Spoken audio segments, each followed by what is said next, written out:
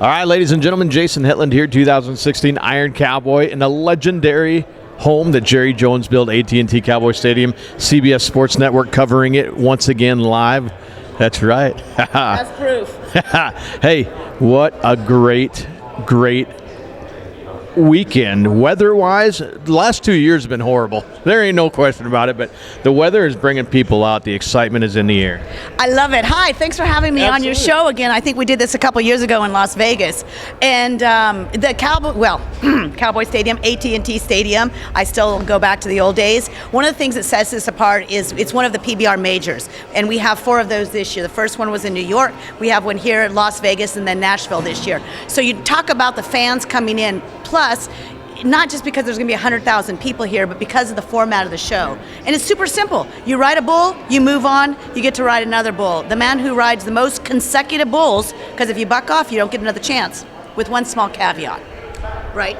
Yes, one small. We have one small caveat. Meaning, if we don't have 10 guys riding the first round, they're going to go by world rankings from the previous year, which means J.B. Mooney would move in if he were not to ride, and we didn't have 10 Cowboys. Absolutely, and let's talk about it. Joao and the Brazilians have always done great here, and if you look at the top 10 in the world standings, it's occupied by a majority of the Brazilians. They're on a roll to make a statement in 2016. I've always said that the Brazilians are fierce. They're tough to reckon with, and what they have is a work ethic unlike any other. I also have another theory. No one's ever proven me wrong on this, so I'm just going to go with it. My theory is this.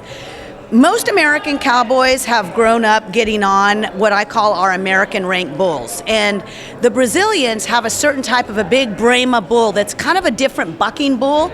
And I always look at it this way. I think that the bulls that they have there are different, so they haven't quite had as many hard knocks as some of these young Americans, Australians and whatnot, getting on the caliber of bulls here. So I think they get to be fresher before they even get here. That's my theory.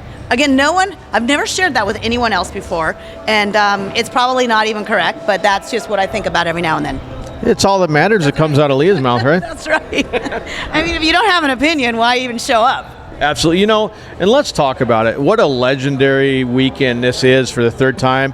The richest one-day rodeo in Western sports history tomorrow pays out up to $2 million tomorrow.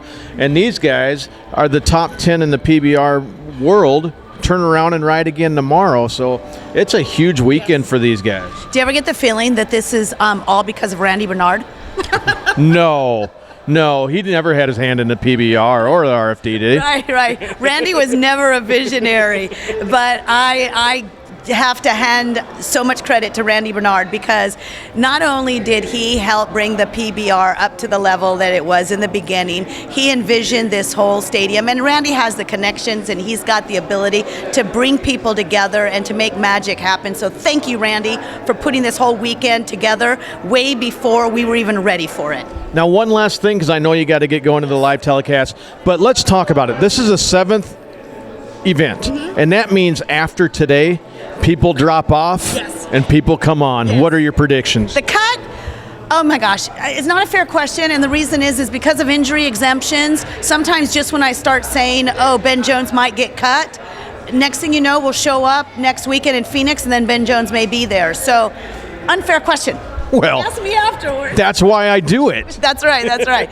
It's just going to be fun. Listen, anything can happen in bull riding, and don't ever discount anyone, and always give everyone credit. I am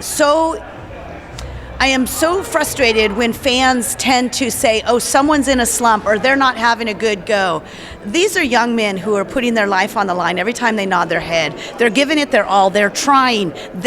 Everybody wakes up some morning and they're just not quite on their A game. It's just that these guys happen to be doing it in front of millions of people on television and in front of all of you at home. So cut them a break, cheer for everybody, and applaud these guys for what they're doing, because they're entertaining us and they're trying their guts out every time.